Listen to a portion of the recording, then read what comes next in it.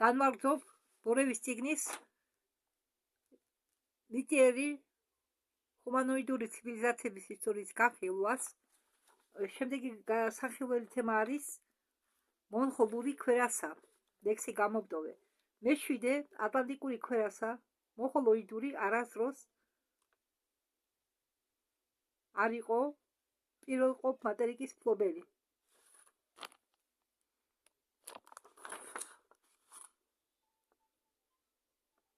ის იუტად განვითარდა ტურანული სტოდა სამეცნიერო ჩარევის შედეგად მიწიერი ზედაპირის ტომებისა მიწისქვეშა რასებთან შეერთებით. გადაჭარბებული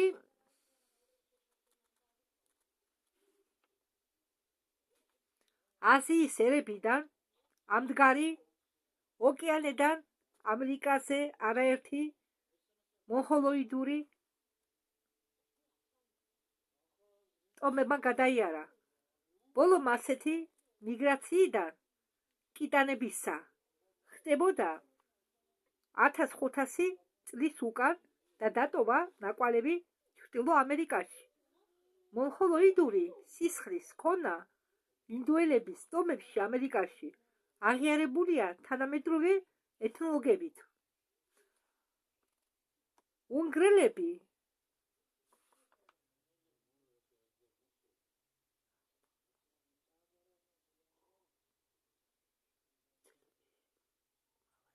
მალაიცელები ითვლებოდნენ ერთ-ერთი განშტოებად ამ რასისა. სიცოცხლის უნარობა უნგრელების იყო გაძლიერებული ქორწინებებით თეთრკანიან არიიცებთან. როდესაც თმახუჭუჭა მალაიცები შეერივნენ გაჩხიკინებულ ლემურიის რასას, რამაც დაადასტურა ისინი ბოლო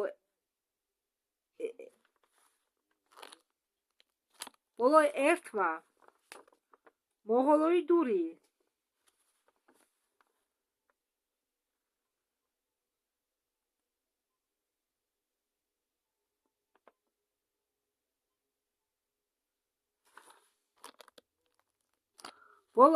მონღოლოიდური ქვერასისა ჯერ არ მიუღწევია მაღალი მწვერვალამდე ნაყოფიერი იაპონური ნაცია ჯერ იწყებს ახმავლობას.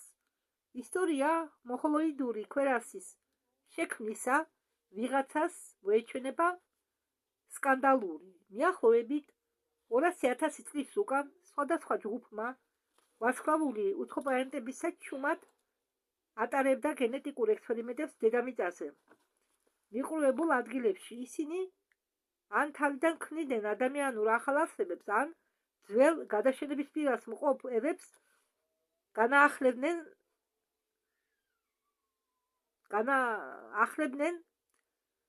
მათ სისხლს მეფური ოჯახებისა.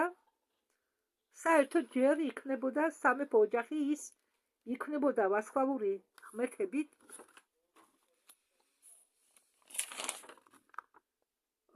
როგორც ეტალონი. შემდეგ კოპირება უკეთებოდა ნაციის ხასიათის ხაზებს საჭირო სულიერი პარამეტრები მისწრაფებისა და ტირაჟირება ხდებოდა ნაციებისა. ინდივიდები, რომლებიც არ პასუხობდა საჭირო მოთხოვნას ჩადებულ ეტალონში, იბრაკებოდა ომების და კატაკლიზმების მეშვეობით. მასზე იქცევიან მებაღეები იმისთვის, რომ მოიცილონ წერების ერთი სახეობა, ნაკვეთში ავრცელებენ წერების სხვა სახეობას, მაგალითად ჭიანჭველებს. სამეფო საგვარეულო გვარების შედარება შეიძლებოდა ჯიშიან ცხენებთან, რომლებსაც უფლება ეძლეოდათ შთამომავლობა ყოლოდათ ოჯახის შიგ.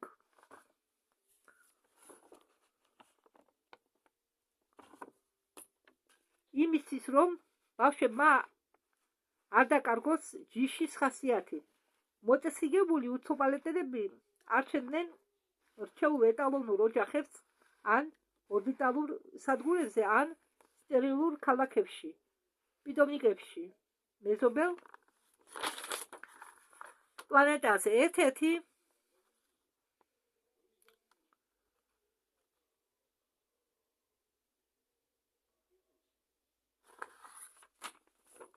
მიზეზი ადამიანის დნმ-ის შეცვლისა იყო უცხო პლანეტელების სურვილი შეექმნათ ახალი და ახალი სხეულების საჭირო დახასიათებებით, რომლებშიც ისინი შეძლებენ განსახიერებას.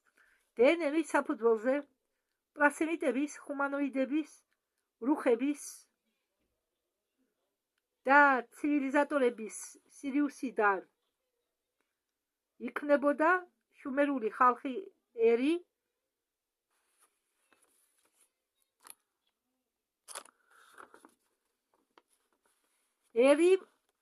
ორ მდინარეს შორის ლურჯკანიანი ჰუმანოიდები ცენტავრის თანავარსკვლავიდან რევდნენ თავის დნმ-ს სამხრეთ ინდოეთის და ხმელთაშუა ზღვის ერებთან. ნორვეგიის რაიონში, ცენტრალურ ამერიკას და ჩრდილო ინდოეთის რაიონებში სულთად იმუშავეს მებაღეებმა ორიონის თანავარსკვლავედიდან ინდიელი ღმერთები, რაც კი არსებობს, გმირები არიან მაღალი ცივილიზატორები პლანეტა არიიდან. პამირზე ატარებდნენ გენეტიკურ ცდებს ჰუმანოიდებით თანავარსკვლავედიდან დიდი დათვიდან. დედამიწებისთვის იქ იყო დამუშავებული ლამაზი კონცეფცია ზოოასტრიზმისა. ამ დროს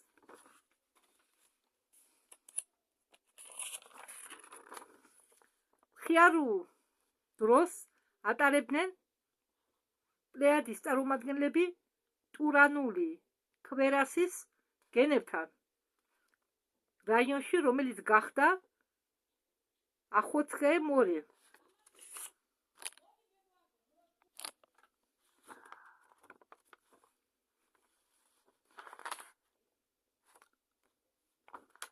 რომელიც გახდა ოხოტის ზღვა, ახოცხე მორე. უпростоრად ოხოტის ზღვის ფსკერი.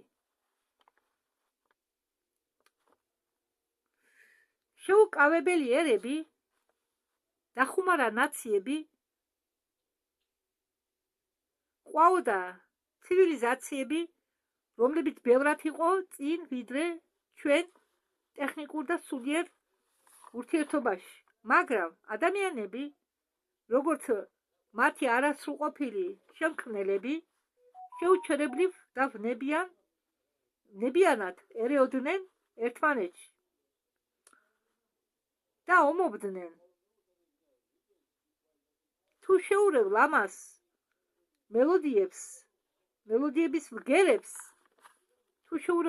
მელოდიების ვგერებს, ერთმანეთში იქნება კაკოფონია. და თუ ერთმანეთს შეურევ კარგ მასალას, გამოვა ისეთი ტალახი. მიახლოებით 150,000 წლის უკან დედამიწა იყო საინტერესო მდგომარეობაში ჩვენ პლანეტაზე გვესტუმრენ მომავლიდან. ეს მოფრინდნენ გამჭვირვალე წარმომადგენლები ჰუმანოიდები ანდრომედის ნისლიანობიდან. მაგათმა შეაგროვეს ყველა ვარსკვლავური მებაღეები პლანეტარულ საბჭოზე და თქვეს, ყველა მათი გენეტიკური ექსპერიმენტები განწირულია დასახუპავად. მომავალში კაცობრიობა თავის თავს გაინადგურებს, რადგან ძალიან ბევრი განსხვავება ჩადეს ღმერთებმა კაცობრიობის ერებში. სამწუხაროდ ჩვენი შექმნელებიც არ იყვნენ იდეალურები. ისინი ერთმანეთში კამათობდნენ და ომობდნენ. ბოლოს აგრესია გადაეცათ ერებს. ანდრომედიანელებმა მკაცრად აუხსნეს უცხო პლანეტელებს, რომ კაცობრიობა გადარჩეს, მკვეთრი განსხვავება მაინც ადამიანების შორის იქნება.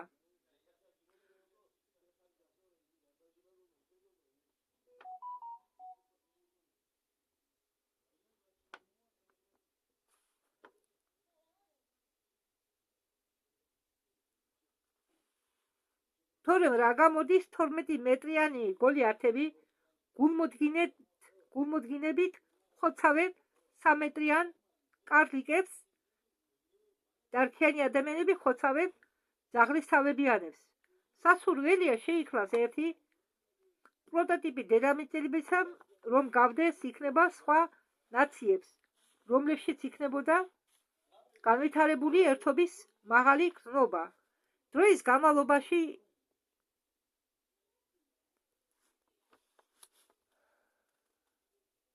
ინტერნაციონალური რასა შეერეოდა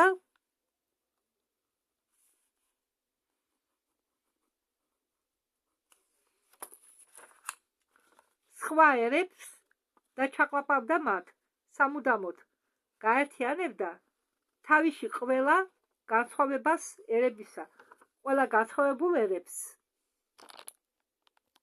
შემდეგი თავი თემით იაპონელები ზედაქსელიდან. აქ მე ლექსი გადავთარგმნე მგონი.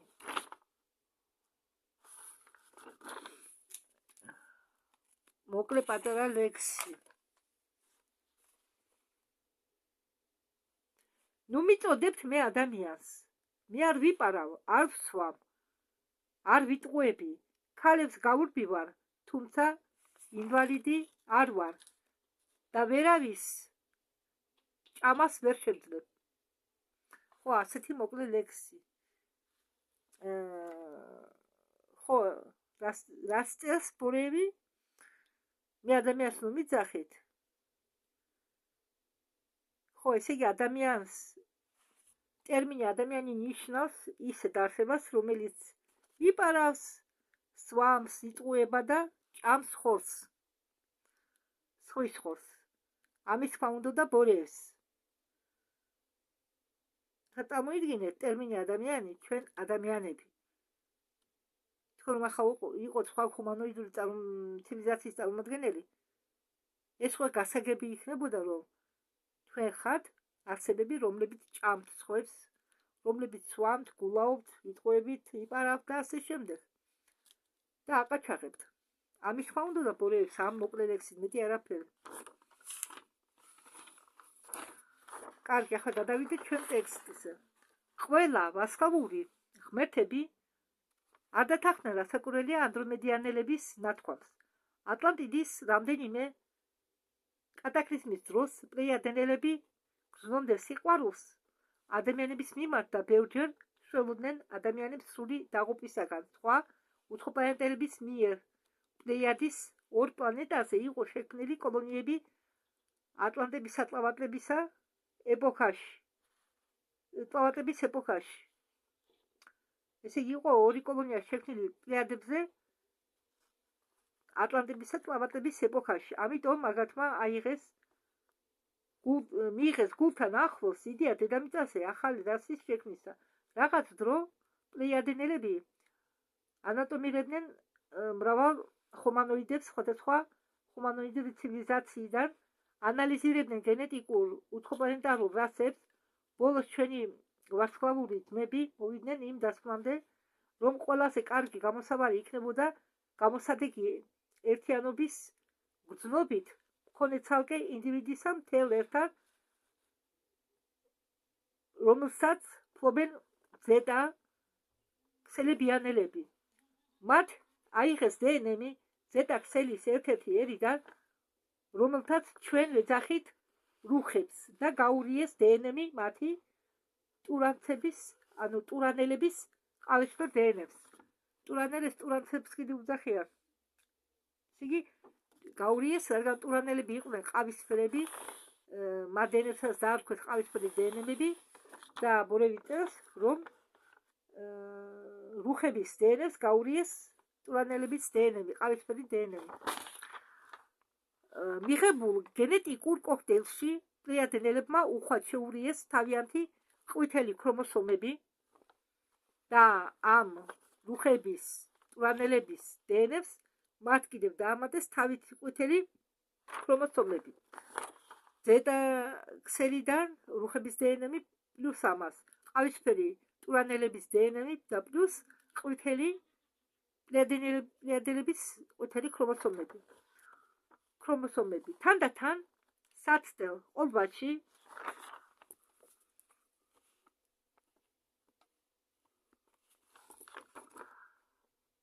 გამოიხატებოდა მონღოლოიდური ხვერასის პროტოტიპი. ამ დუღარე ყოლბად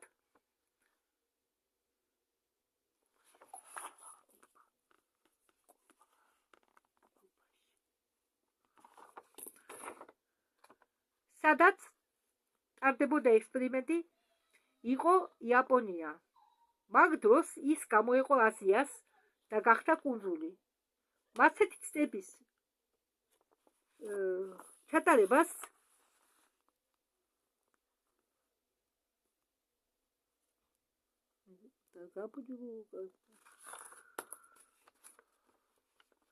ვარსკვლავური უცხოპლანეტელები ცდილობდნენ ემუშავათ იზოლირებულ კუნძულებზე, იმისთვის, რომ მეზობელი ტომები ჩუმად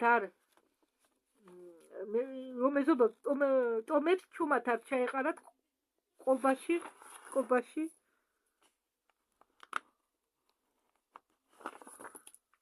თავიანთი გენები, ენერგიული და კლიმატური თავისებურებები გაძლიერებული კუნძულისა ხელს უწყობდა პლიადინელებს მუშაობაში. იაპონელის პროტოტიპის შექმნილ ნაზავში პლიადინელებმა დაამატეს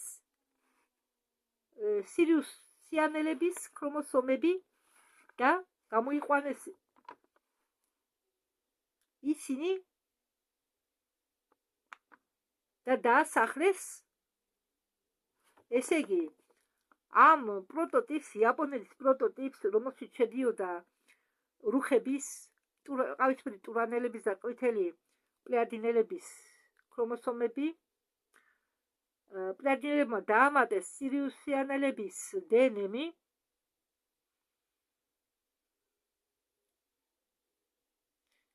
და გამოიყვანეს ახალი ევი, ისინი დაასახლეს ახლო და საშუალო აღმოსავლეთში. შემდეგ ეს პროტოტიპი ზედაქსელის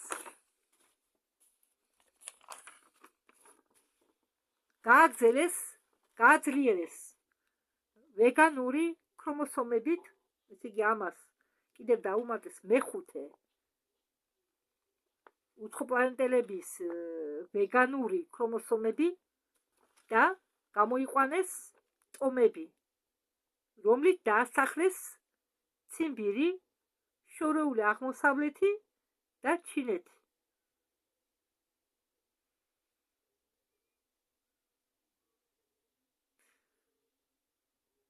ხო, ესე იგი, მე მინდა გავიმეორო, რომ გასაგები იქნეს.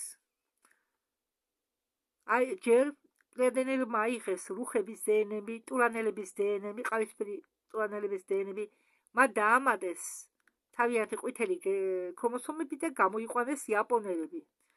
შემდეგ ამ იაპონურ კოქტეილს დაამატეს სირიუსიანელების დნმ და ისინი დაასახლეს,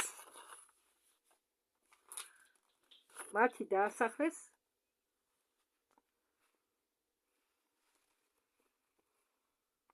ახლო და საშუალო აღმოსავლეთი. შემდეგ ამას დაუმატეს ვეგანელების დნმ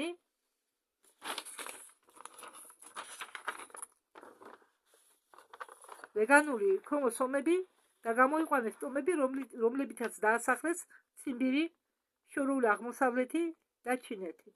ჩინეთში ცოტა დაამატეს რაღაცა. შემდეგ პლეიადინელებმა ფრთხილად გაურიეს იაპონურ ყობას ლირიანელების დნმ და გამოიყვანეს საინტერესო ერი, რომლებსაც ვეძახით სკიფებს. ისინი იყვნენ დასახლებული, ესე იგი, в Урале и в Причерноморском побережье. ესე იგი, შავი ზღვის პირას და პლიურალია, ურალის პირას. ესე ურალის ქვეშ იქთებია, ურალის მთები. ურალის მთების ქვეშ ალბათ. მაგნიტური ხარისხები ზედაქსელის ერებისა შედგებოდნენ იმაში, რომ რუხები ყოველთვის მოქმედებდნენ როგორც კოლექტიური გონება, როგორც ბრძენი არსება. მათ წაშლილი აქვთ ინდივიდუალურობა არა მხოლოდ მენტალურ და ასტრალურ დონეებზე, მაგრამ მათ ფიზიკურ სხეულებზე ისევე, როგორც ორი წვეთი წყალი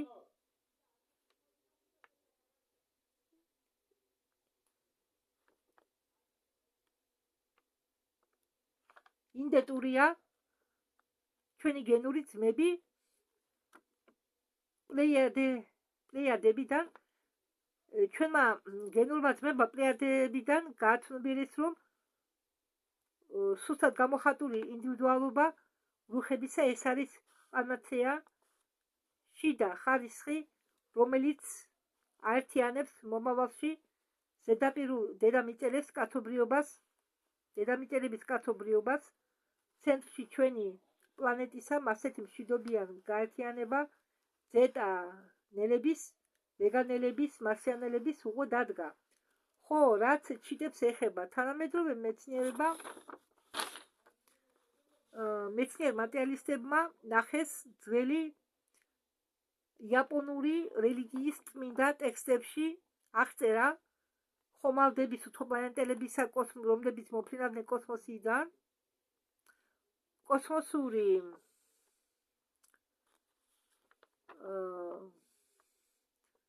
ესე იგი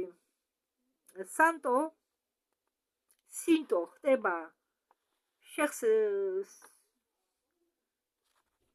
კოსმოსური წიგნებში სინტო, სადაც ხდება შეხსენებები ხიდებზე, რომლებიც ცაში დაფრინავს, რომლის მეშვეობით დედამიწას ეშვებიან ღმერთები და მიწიერი ადამიანები, რომლებიც აყავდათ საკატაოდ სასეირნოდ ხომალდებით კოსმოსში. ეს საიდუმლოდ მოცული ხიდები წარმოადგენენ თავისებურ ჯაჭვს ეტლების და შატლების შორის. უთოფლანეტელების ეტლი თითქოს თურავდა ჰაერში, როგორც გემი წყალში და ზეთიური შატლი პირიქით იყო განკუთვნილი საფრენად საჰაერო სივრცეში. ამ ხიდით ცაში მოცურავე და ცის შატლით ზოგჯერ სარგებლობდნენ ძველი ღმერთები სახელად ნიგი ხაიახი, როდესაც მოუდებოდნენ ხალხთან ჩამოსვლა. ზეთიური შატლები დაფრინავენ საჰაერო სივრცეში, როგორც ჩიტები. ჩვენ კი ვიცით ეს რა იყო. საბაზო ხომალდისაგან, რომელიც სალტოდ ტრიალებდა პლანეტის გარშემო ორბიტაზე, გამოიყოფოდა პატარა აპარატი, რომელიც ახდენდა ადამიანის ჩამოსმას ციხეში სახელად პლანეტა დედამიწა. რწმენა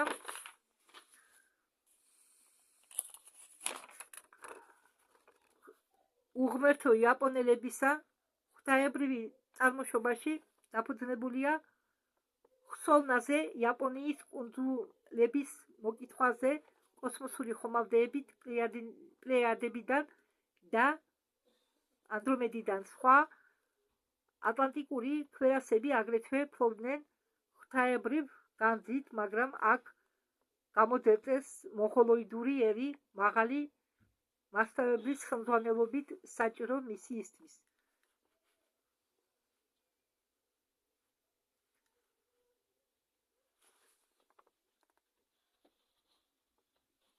შემდეგი თემა სიყვარული ახალი რასით მიმართ. აქ ლექსია გადავთანე როგორც შემეძლო. ამიტომ მიწყენ თუ არ მოგეწონათ. გიტარის ბგერიდან მეგობარი ძერწავს სიკეთეს, ფარულ სამყაროს ასახლებს ნეკნი აქ იგულისხმება ადამიანის ნეკნი. ის ჩემში იზრდება, მასში თევზები და ცხოველები დამწნეულები არიან, იმაში ბალახები და ფრინველები იზრდებიან ჩემგან. ვჩუქნი მათ პლანეტას, იცხოვრეთ ახლობლებო, ამხანაგი იღებს 6-მიან აკორდს და ადამიანების სახე იზრდება პირიდან. მე ვუყვარვარ ხარხარათოს, სანამ არ გაისმება მეშვიდე სიმი. ახლა ტექსტი. სანამ ვილაპარაკებთ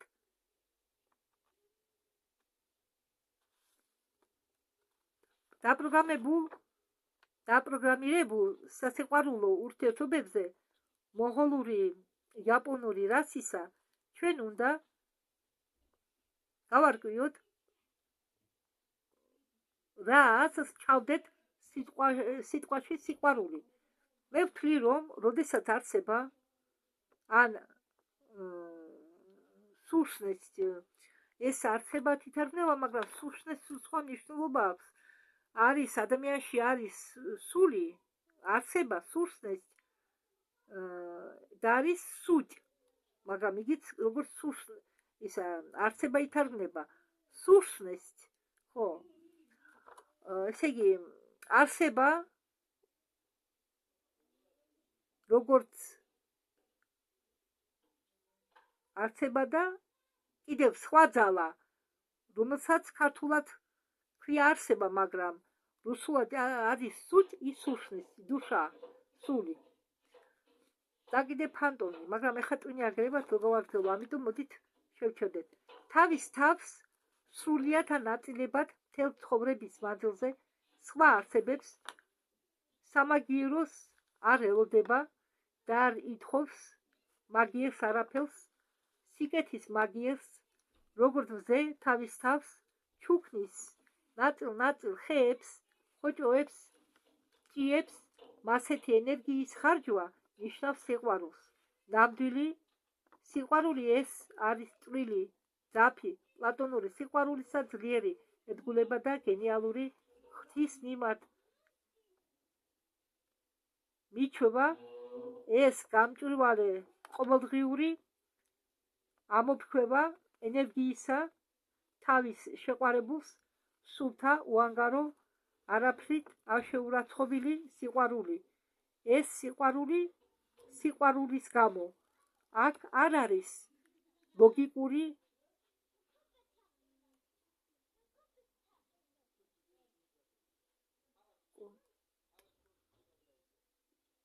კონტროლი.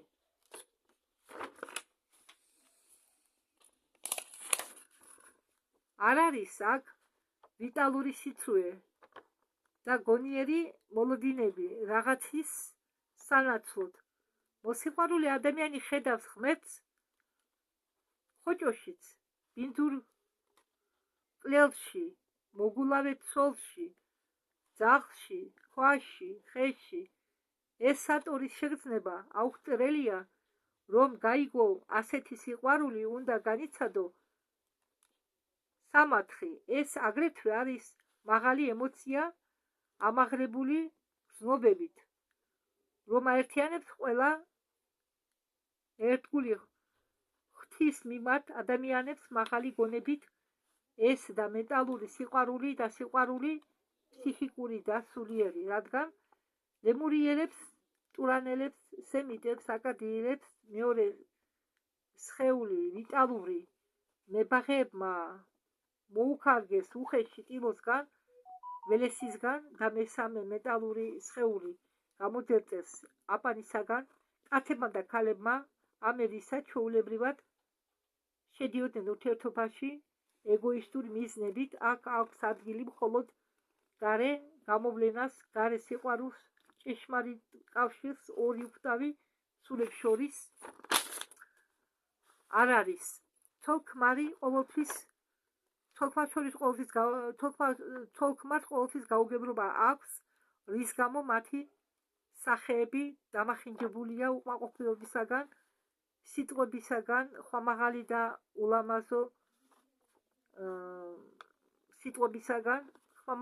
ულამაზო სიტყვებისაგან ხშირად სიტყვა მათ შორის წყდება შუა გზაზე და იწყება ახსნა განმარტება სიყვარულში მუჭების გნევით, ცემით. თუ ქმარი არ ჩენს თავის ოჯახს, თვალს არ აძლევს ფულს, ტანსაცმელს, არ ყიდულობს ძვირფასეულობას, თუ არ ატარებს მაღაზიებში, როდესაც მას უნდა, მათ შორის ხდება ბრძოლა, რომელიც გადადის პოზიციურ ომში. განა ეს სიყვარულია? არა, ეს მხოლოდ ანგარებიანი კომერციული ტყვილი საქმეა. მსგავსი ცხოველური მოქმედების გამო დედამიწები კარგავენ სისუფთავეს, მორალობას, თავისუფლებას და ღირსებას. ისინი ხდებიან მონები. მონები ხდებიან მამაკაცებისა და ქალებისა. მამაკაცები ეჭვიანობენ თავიანთ ცოლებს, სამსახურის უფროსებთან, მეზობლებთან, მეგობრებთან და საერთო ნაცნობებთან, ისկერას უჯერ ნათესავებთანაც კი. მიზეზით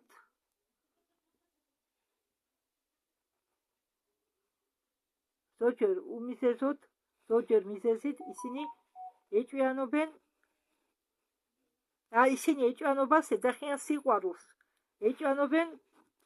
ეჭვიანობა კი არის აგრესია.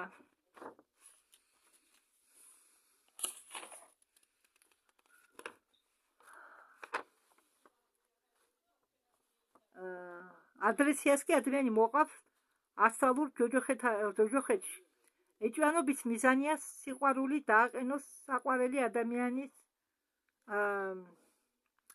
ეჭვიანობის მიზანია სურვილი დააყენოს საყვარელი ადამიანი და მასთან ურთიერთობა რეალობაზე მაღლა.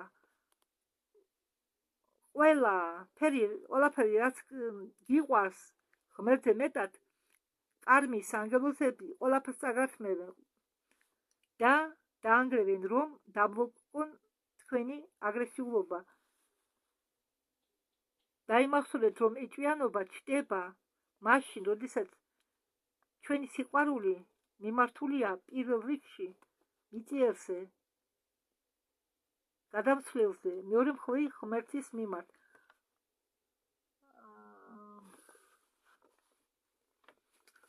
მაგალითად, მე ჯერ მიყვარს ღმერთი, მერე ცოლი, დაჩა, გარაში, მანქანას გაიტაცეს, გატეხეს გარაში, მე კი მშვიდად ვარ, როგორც ბუდა.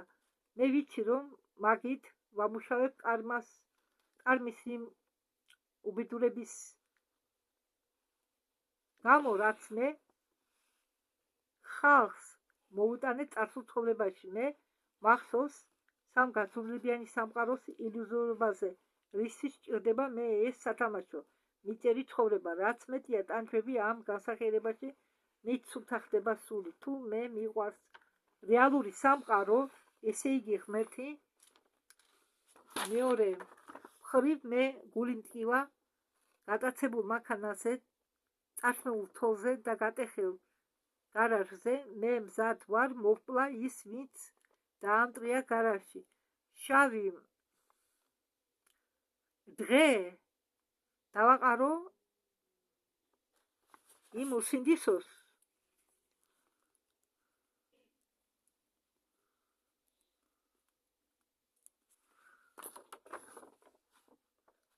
რომელმაც ცოლი წამართვა. აქ ლექსია, მაგრამ ლექსი მე გამოვტოვე. ესე იგი, ყველაფერი, რასაც დედამიწელები ეძახიან ქალურ ბედნიერებას, ქალები ღებულობენ როგორც ამ ბედნიერ ოჯახით. მაღალია მათი სტუნება, უყვარდეთ ქმარი და ბავშვები მეტი ვიდრე ღმერთი. შეიძლება არაადზე მეტ სემიტურ და აკადიელ ქალს უყვარდეს დღეს რეალური სამყარო მეტი ვიდრე თავისი შვილები. რომ გაასუფთავონ ქალისული ბედის ანგელოზები მას უგზავნიან ლოთ ან მოგულავე ქმარს.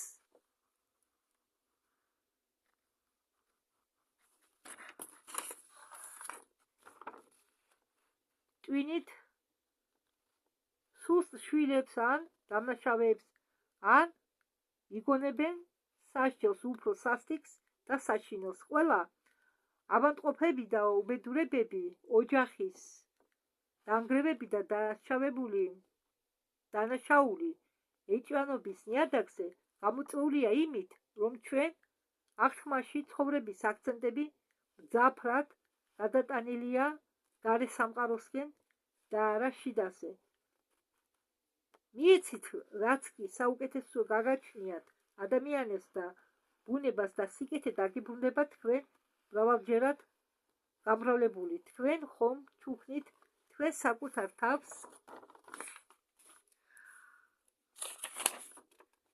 თქვენ ხომ ჩუქნითო თქვენ საკუთარ თავს თქვენ თავს.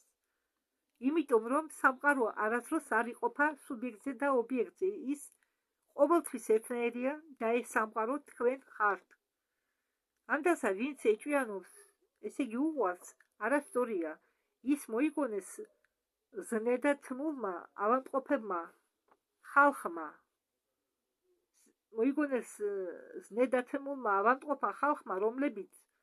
რომლებსაც არ წამთ არც ღმერთის, არც აბსოლუტის ღმერთის ან აბსოლუტის, რომ არ იციან სიყვარული და ფიქრობენ ნამდვილად, რომ განკურნო მასეთები მათ გასაგებად უნდა აუხსნა, რომ ღმერთი იმყოფება ყოველ ადამიანში, უნდა დაამტკიცო საკუთარი მაგალითით და არა ლამაზი სიტყვებით. აჩვენო მათ ვარჯიშები, რომელსაც მოყავს სამად ხამდე. სხეული კი არ უნდა გიყვარდეს, არამედ ღმერთი აბსოლუტი შენ სხეულში უნდა გიყვარდეს. სიყვარული ეს სურვილია გაცემის და არა აღების. გიყვარდეს, ესე იგი არიგებდეს შენ ყველას, როგორც ამას აკეთებს, ესე იგი შენ თავს არიგებდე ყველასთან, როგორც ამას აკეთებს ყოველდღიური ვენერა ან სირიუსი. ცუდებს და კარგებს, მოხუცებსა და პატარებს, შავებს და თეთრებს, როდესაც თქვენ არიგებთ თქვენ თავს, თქვენ ხდებით უფრო ბედნიერი, სულიერად დამუშავებული და მდიდარი. წერთ ლექსებს, მოთხრობებს, პიგოებს, ძერწავთ სკულპტურებს და წერთ მუსიკას ან აკეთებთ ტაბურეტკებს, ყველაფერს უფასოდ. გამოიტანეთ სახლიდან ყველაფერი ძვირფასი, რაც გაქვთ სულში და აჩუქეთ გარემყოფთ, მაშინ თქვენ გაიგებთ რა არის სიყვარული. ჩვენ გავეცანით ნიჭიერი ერების ნაკლოვანებებს, რომლებმაც საწყისი მისცეს მეხუთე რასას. ნაკლი იყო ხელსაწყოში მთავარი ჩაკრებისა ამ ფსიქიკური ცენტრებით ადამიანების წვრილი სხეულების აგებაში. ანდრომედიანელებმა მიაღნიშნეს დედამიწის მებაღეებს ამ პლანის მთავარ დამწევ ტრანსფორმატორებს. როდესაც ქმნიდნენ ახალ აზიატურ ადამიანებს, პლეიადენელებს მოუწიათ გათვალისწინება იმისა, რაც ზედ იყო ნახსენები, ნაკლოვანებები და შეუთავსობა ნიჭიერი ერებისა და საჭიროსამებრ შეიტანოს ცვლილებები ადამიანის შემადგენლობაში და ამ წყობაში. შეიცვალოს მისი ვიტალური და მენტალური ვიბრაციები, ჩაკრების ბრუნვის სიჩქარე, ადგილი შეეცვალოს ზოგ აურიულ კოკონებს, დაიდვას მათ შორის დამარბილებელი ჩასაფრენები, იმისთვის რომ ჩქარა და უკან დახევის გარეშე გაერკვნებს სიყვარულში. მე მოკლედ შეგახსენებთ თქვენ რისგან და როგორ არის გაკეთებული ადამიანი. მოდით ამაზე შევჩერდეთ, რომ თქვენ ჯერ ის რაც მე მოვყევი აითვისოთ.